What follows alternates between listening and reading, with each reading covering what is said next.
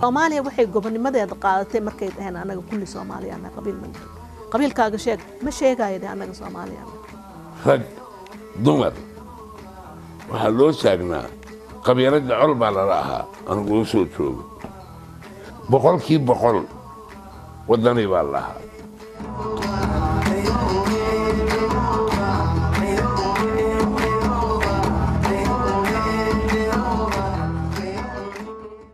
السلام عليكم نبض خياري ومركلة يا برنامج كهانو لاتو تضواد والبا حلقان أو كليان هوا دين صو مرينو وحنا برنامج كان إذا لسه عدسينا يو ديارة أنا جوها يان لا حسين عبدي قفل أوجي هاي إنه ضلك يبسني هي مسؤولين وصل رئيس اللون ديبي إني ما قصة ودك الوصل لو رأي قصة Soomaaliya لما كلي كلهم قوة Soomaaliya وحيمان دونتا إن لو كله هرمرو كبيرست إثيوبيا لان كان كله أبن يدفع adigan ku hoostaga taas soo socota tusmada toddobaadkan ee barnaamijka waxyaabahan ku soo qaadayna waxa kamid ah burburka qoysaska Soomaalida oo sida la sheegay ku batay qurbaha ayaa waxa isbedelay habkii salaanta qurbaha qisooyinka lagu arkay yaab kale waxa weeye waxaba lagu oran abaayo walaal iska waran fiicanta khayr hay ciyaal meeqad leedahay 5 ama 6 7 okay ma wadaadkeed wali wada joogtaan walidee barnaamijyo looga hadlayo kobcinta jacaylka iyo wacyigelinta qoyska ayaa ka socda meelo kamid ah wadankan Britain dabcan haduu fool xun yahay oo lagu nicmo laga tagay hadii wanaagsan yahayna qofka soo soo cararay waxa kale oo aan idin hayaa wareysi xiiso leh oo aan la yeeshay qoraagii buugga caanka ah ee raaxada guurka Dr. Sabriye Macalin Muuse oo dhawaan aan kula kulmay magaalada London waxana uu ka sheekayn doonaa way aragnimadiisa xagga jacaylka waa nolol qoys oo la asaasay oo isjeclaan iyo kala dambeyn iyo xaq dhowr ku socota waa hagaaga khiyaaray ku soo dhawaada barnaamijka aan ku bilaabay nolosha qurbaha waa nolol ka samaysan dhib iyo dheef sida dad badan oo qurba joog ay qabaan dheefta ay Soomaalidu ka heleen nolosha qurbaha ka sokow waxaan la qarin karin dhibaatada ay qabaan qoysas badan oo nolosha qurbaha ku nool kuwaas oo burbur badan uu ka soo gaaray xagga nolosha gaar ahaan qoyska waxaan dhawaan ka qayb galay aqoon isweydaarsi looga hadlayay kobcinta kalsoonida qoyska oo lagu qabtay magaalada London kaasoo ay soo qaban qaabisay xarunta Happy Marriage oo saldhigeedu yahay magaalada Birmingham ee wadanka Britain Soomaaliya rag iyo dumar reerka dumiye mooyee talata ka roono raaska lagu daweeyiyo miyaan raagid dheeriyo rasmi caashaq oon gurin abidkii ruqayno dabaylaha waxridaya rujin karin guntiiso raasamaalka raaxiyo qoysku rasmi waara noqon karin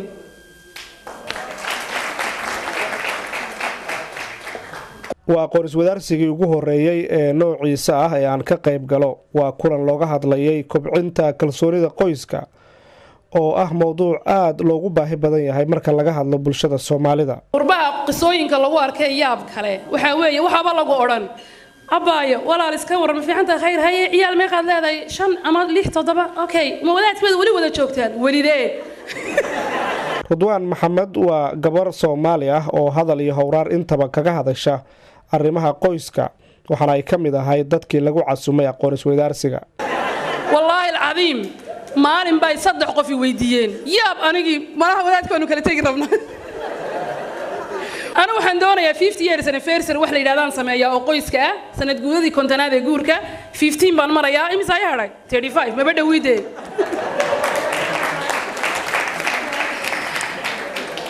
qaar baad oran ha xaas baanay hadana waxay ku sii weydiin carruurtu ma isfaaba annaga runtii marka hore barnaamij iska caadi ah oo dhalinyaradu ay jecel yihiin baan sameynay laakiin sida iyadaba waxaan ku jirnay muddo 10 sano u dambeysay inaan conference qaban qaabino ka qayb galno barnaamijyadan laga hadlo mashaakilaadkii maalinta ka dambeysay way sii tarmayeen waxaan aragnay marka in la faafinayo xumaanta oo la sheegayo qoysas burburay aan la sheegin oo la soo hadal qaadin qoys qurux badan Soomaali community-geena dadkeena Soomaaliyeed dhibaatada haysata baana damaqday wallahi inta ka hor telefishinna kamaan soo bixin meelna kamaan hadal laakiin waxa iri sidan sax ma sidan ay wax ku socdaan sax ma tobankii reerood ee iscaroosa 6 baa isfuraya 4 baa badbaadaysa wax xaq ma Sheekh Maxamed Jawhari iyo marwadiisa Hiba Cumar waa qoys Soomaali ah oo wada nool muddo 18 sano ah waa asaasayaasha xarunta Happy Marriage Academy oo soo qaban qaabisay kulankan waxaan isnay marka koow guryaha dhalinyarada in la badbaadiyo oo laga badbaadiyo burburka guryo badan ay arkeen inayna ku ta'aasurin taasaan ugu dhalisay marka in aan soo bandhigno barnaamijyada laba caruur aan habar yar u ahay oo is caroosay waxay yiraahdeen habar yar wiilkii baa ii sheekeynaya wuxuu igu yiri habar yar mar rabno qof dambe is caroosay in 3 weeks oo honeymoon inay qaataan way maxaa dhacan ku yiri after 2 weeks bay dadku istagaalayaan buu yiri ana igu dhacday buu yiri waxaan isku dagaalnay yiri aniga caroosadaydi nalka kuma jiifsado iyo nalkan ku jiifsada nalko daaran ma seexan karo iyo nalko dansan baan seexan kara baan isku qabsanay yiri honeymoonki wuxuu noogu dhamaaday dagaal soo dhibaato ma meeshaas ugu yar baan kaaga soo qabanaya wixii ka waaweyn maxad ka malayn wuxuu yiri habar qof uma sheegan karno sheekhu ma sheegan karno way wasili question wasili things in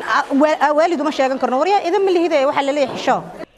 inta badan dadka ka qayb galaya barnaamijka waxay dhageysanayeen casharo ka hadlayay kala duwanaanshaha u dhaxeeya ragga iyo dumarka marka la eego abuurista xagga Rabbi taasi oo muhiim u ah in labada qof ee isguursanaya inta ay isbaranayaan ay darsaan kala duwanaanshaha u dhaxeeya labadooda qof taasi oo sababi karta in aqoonta ay u leeyihiin ay keento in qoysku uu gaaro go'aano ku saabsan kala duwanaanshaha labada qof dartood horta haddaan Soomaali nahay dhaqan baan leenahay dadna waxa weeyaan dhaqanka ayay wax ku fahmaan dadna diintooda wax ku fahmaan diinteena waan wada qabnaa laakiin qofku hadduu cilmi badan u lahayn diintii dhaqankii ayaa wali haya uu haystaa uu ku fahmaya marka waa inaad tusaalooyin luqaddu wax ku fahmayo dhaqankii ah loogu sheegaa qofna luqaddu fahmayo diintii hadduu bartay loogu sheegaa adoo galbeed ku nool oo magacaaga Maxamed iyo Caasha lagu yiraahdo in gurigaaga uu burbursanaado in dhalinyaradii ummadan u soo bixi lahayd ay ku fikiraan ka baqaan yiraahdo gurigu iga burburi doona يعني in way out loo sameeyo looga saaro rajada loo furo waxaan rajaynaynaa guri kasta Soomaaliyeed inuu galo haddii la yiraahdo Sheekh Maxamed Xuseen Mataan oo kamid ah culimada Soomaalida ayaa muxaadaro dheer ka jeediyay kulanka taasi uu kaga hadlayay in diintuba ay sal u tahay xanaanada qoyska waxa la rabaa jacayl sax ah oo odaygaaga markaa jeclaanayso wiilku markuu islaantiisa jeclaanayo oo u jeclaado ilaahay dartii subxaanahu wa ta'ala ilaahay baa igeliyay islaantaydu laba shay bay ugu leedahay waan jecelahay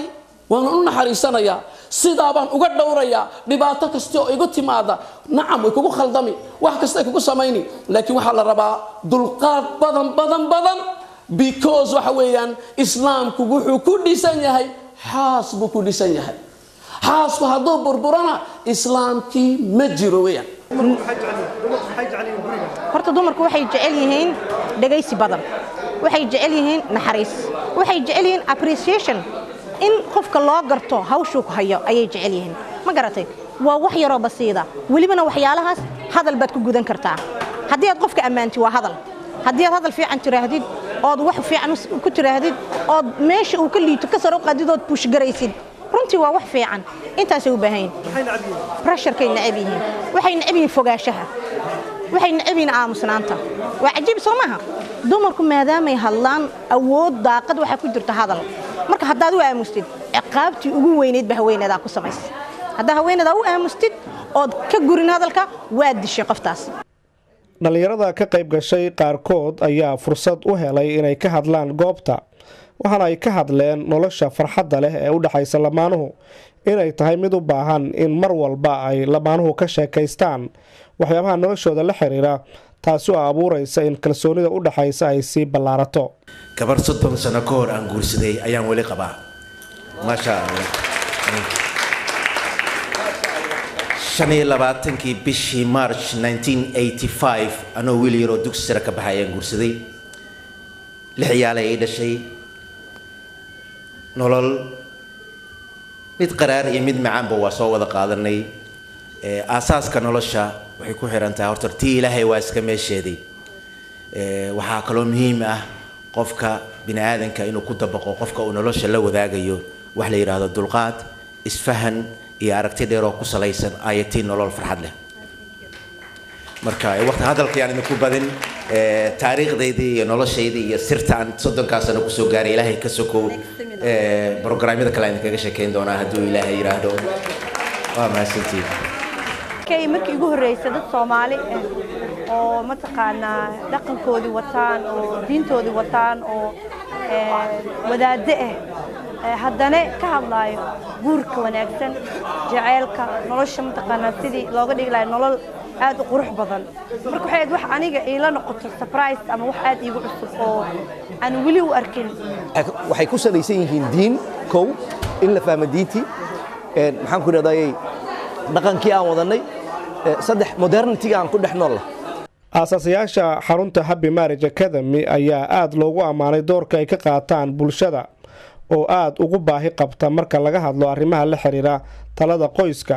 waxaana la sheegay in qoysas fara badan oo Soomaaliya ay u burburaan arrimo u baahan talo xagga qoyska ah oo kaliya dhalinyarada waxaan u leeyahay inta aanad qofka aad guursanaysa aanad guursanin baro horta qofka oo waxaad barataa aqligiisa iyo dabiiciisa iyo qaabka uu hadlayo baro kuwa isla noole hadda isla joogay ee dhibta isku hayaana dhibtu meesha ka timid raadiyo isku day inaad fahanto qofkan aad la nooshahay rag iyo dumarba picture-kan rabna waxa weeyaan laba qof oo diyaar u ah inay wax kasto dhibaato ka hor timaado iska daafici karaan true communication isfahan dhageysi dhibaato kasto ku dhacda way iska daafici karaan laana haduu gurigaagu uu degan yahay waxa diyaar u tahay wax kasto outside-ka kaaga yimaada inay iska celin kartid waxaa jira qoysas badan oo farxad iyo isfaham ku wada nool kuwaasi oo noloshoodu ay dhisan tahay laakiin Sheikh Axmed Jawhari waxa uu qabaa in qoysaska dhaqan ay tahay in ay banaanka u soo baxaan oo ay badbaadiyaan walaalahooda dumaya waxaan raadinaynaa anagu runtii kuwaasi waa la marginalize galay moogtaa in laga soo saaro oo maaragtay ay hadlaan oo wanaag iyo quruxda la faafiyo inta xumaanta la faafinayo Axmed Yahibo ayaa sheegay in ujeedadoodu ay tahay in fariintoodu ay gaarto qoys walba oo Soomaali ah ugu yaraan isla markaana lagu xusuusto inay qayb ku lahaayeen nolosha qoysaska muslimka ah meel walba ay joogaan taasaan rabnaa marka hadduu alla yidhaahdo inaan anagu ka qayb qaadano oo haddaan adduunyada ka tagno lanagu xasuusan karo la odhan karo waxbay ka bedeleen qoysaskii hadday Soomaali yihiin iyo hadday muslimiin yihiin iyo hadday bilaadan yihiin meel kasta joogaan إنما الأعمال بالنيات نية دعوة الرئيسة هدو قفكو نية دي سكا صاقاضة إنو ريركي يسدقو أو نمعاد أي نقطة وسمين كرا everything كو فضودان كرا وروحا لأنه معها قفكا معها باريغا معها سدو إجيه وحال جعلاده معها ماركتي كوركا ساري وحال جعلاده وحا قلبي يخجر وياه يا قلبي هان صفينه طبعا عدا أن بدله وحوى ناكسان نقنه تاسع مارتي أنور الله إن شاء الله تعالى إن يدتكو وناجيان أخلاق ذا اللي يسكو دلها طبيعة ذا اللي يسكو دلها وحقف كوسو دوينه ودغن كوناكسن إسلام كستي أو ذاك استوى حنقول رنيا دغن كاجا بدل إسجعلي سي قف كلنا وما دور دنا ويكون جعلاني وهاجاك داوديال وان filayaa inaad wax ka kororsateen barnaamijkaasi kooban ee looga hadlayay kobcinta nolosha gaar ahaan kalsoonida lamaanaha iyo qoyska Soomaalida ah waana barnaamij xiiso badan oo dhawaan lagu qabtay magaalada London waxaana soo qaban qaabiyay xarunta ka shaqeysa wacyigelinta iyo cilmi baarista arrimaha qoyska ee la yiraahdo Happy Marriage Academy ee saldhigeedu yahay magaalada Birmingham ha noolaato waa barnaamij madax bannaan oo ku salaysan nolosha Soomaalida sheekiyo shaahid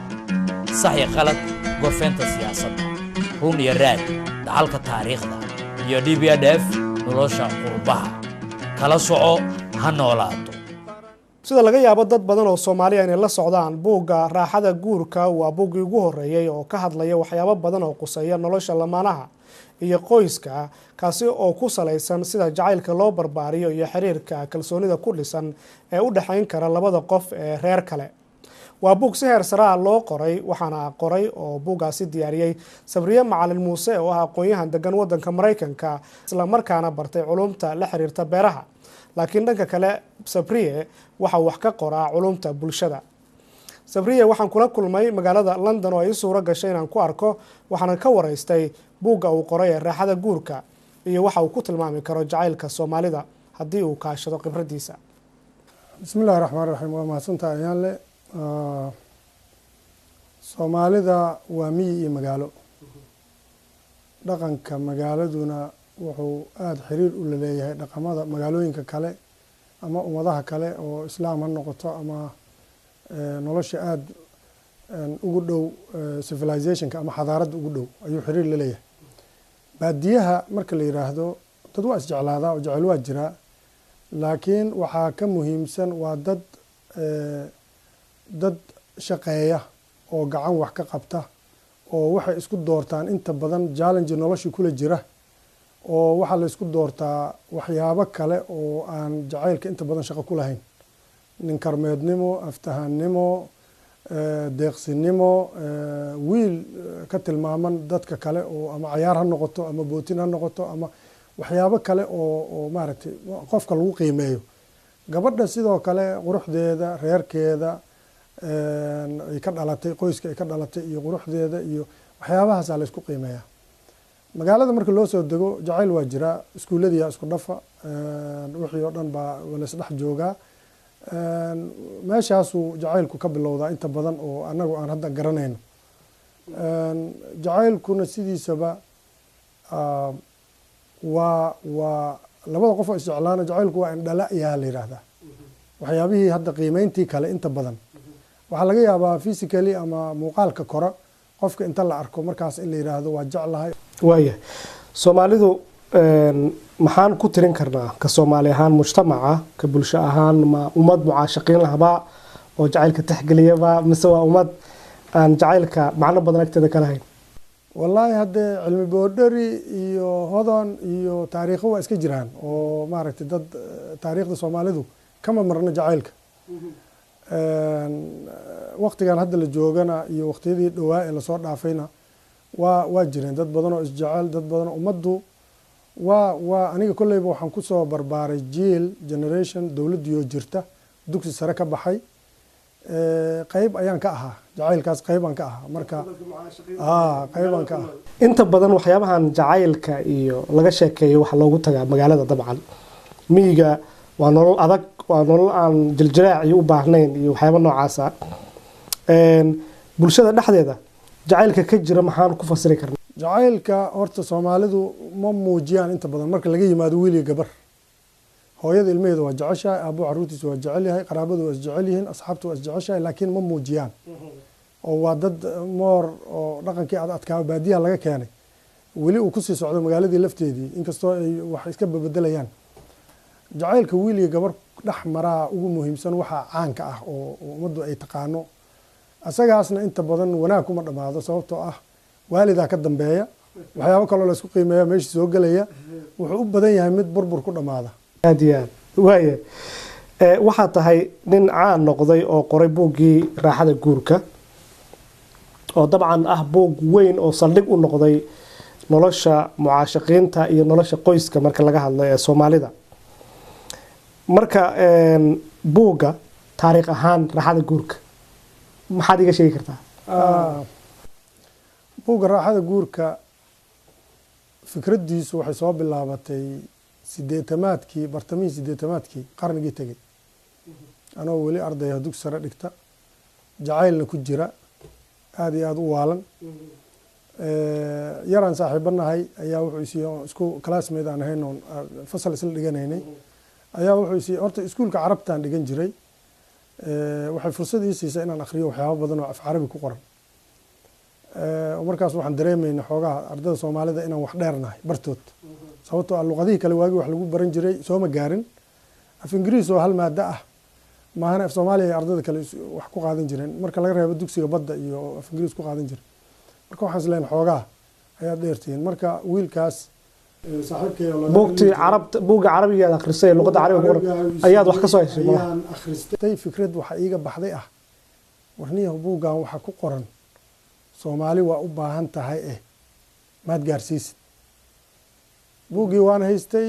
carabaan tegey, waa buwaagtii waa sii badsaday, library kastoon tago, maktabad kastoon galo, wixii mawduucaas ku saabsan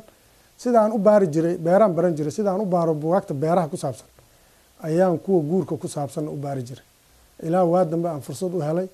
inaan wixii ururiyo, shaandheeyo, habeeyo. qof akademiga aan noqday, bajularaan qaatay, kadibna mastereedaan qaatay. qaab qoraalkii iyo wixii intaan bartay inaan bal wixii aan buug ahaan u sameeyo, references u yeelo. taasay kusoo bilaabatay fikraddu, mar hore soo bilaabatay. waaya laakiin sabri waxaa la is dhihi karaa xaaladda Soomaaliya waa laga warqabay ummadda Soomaalidana marka arrimahaas laga hadlayo aad baad ula socotay sideed ugu dhiiratay inaad mowduucan xasaasiga ah ka hadasho oo ah waliba mowduuc bulsho ahaan aan si furan looga hadli karin waa runtaa laakiin waxaa jira referenceska aniga isticmaalay badankoodu waa carabna waa dal islaam ah haddii waxyaabo ay tahay inaan laga hadlinna ayagaa nooga owleysan wixii ayagu u bareereen in loo bareeri karo ayaa iga dhaadhacsanayd librariga ku yaala qaahira buugga yaala waa inuu yaalaa muqdisho waan ogahay waxyaaba badan oo soomaalida aan hore looga hadal aan la taaban aan taabtay natiijadeediina waan arkay dad badan oo ku faraxsanna waan arkay oo igu dhiirigeliyey dad badan oo fikraddii ka hor yimidna waan arkay sababtoo ah waxaa caadi ah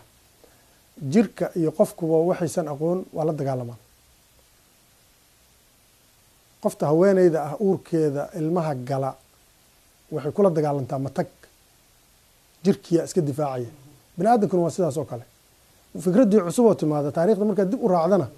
rag badan oo fikrado cusub la yimid waa waalan yihiin iyo qaar la dilay iyo aakhirkiina fikraddii waa lagu qanacay waayahay laakiin adiga ka sabriye ahaan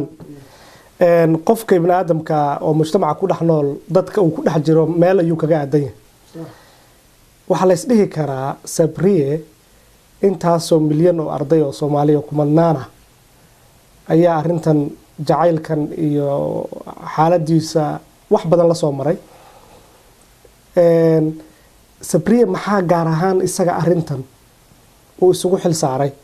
ma wuxuu ku jiray badan jacaylka wuxuu ahaa nin aan ka liidan boodhari iyo hodan iyo taariikhdooda oo aad u daneynayay maadaama isagu wax soo gaareen inuu arrintan bal dadka la wadaago waa jirtaa horta nin ahlu jacayl ah qof aan tijaabada soo marin waxba kama sheegi karo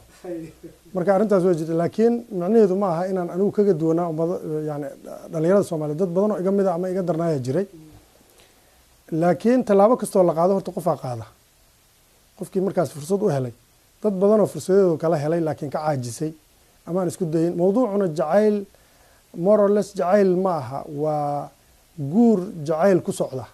maahane qaabka Soomaalidu u taqaano jacaylka oo amoora in la jilo wiil iyo gabar arday oo waxay haystaan la arago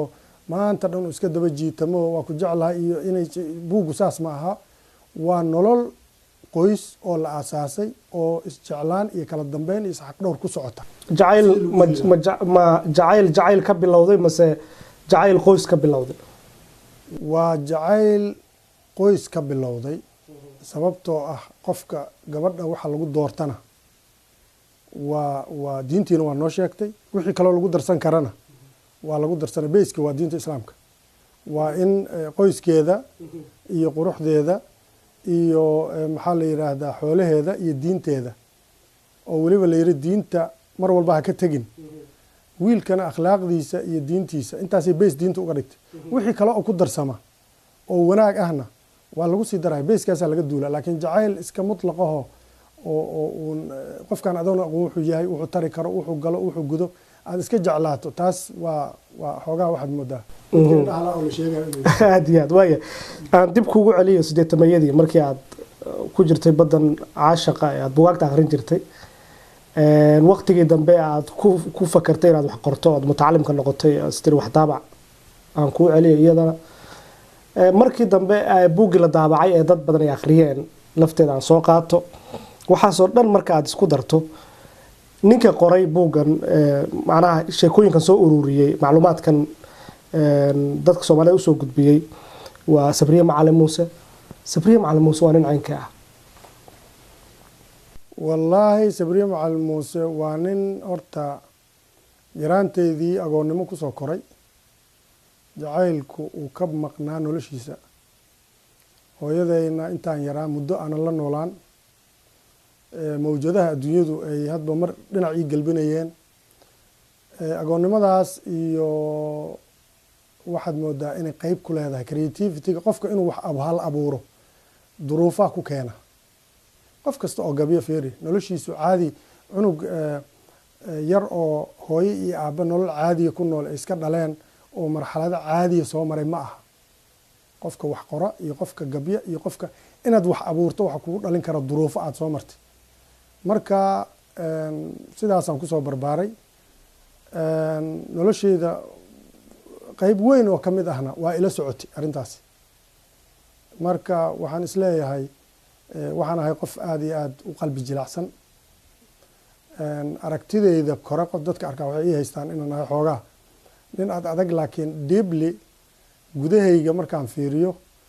waxaan ahay qof aada u naxariis badan oo aada u qalbi jilacsan oo waxyaabo badan markaan arko ama maqlo aan aada ugu ta'asuro oo raad igu yeesho oo laga yaabo inaan ilmeeyo ama aan la ooyo marka waxyaabahaas oo dhan qaybay ku leeyihiin alifaada iyo qorista buuggan wahagaagkaasi waxuu ahaa Sabriye Macalin Muuse oo ah qoraaga buugga caanka noqday ee la yiraahdo Raaxada Guurka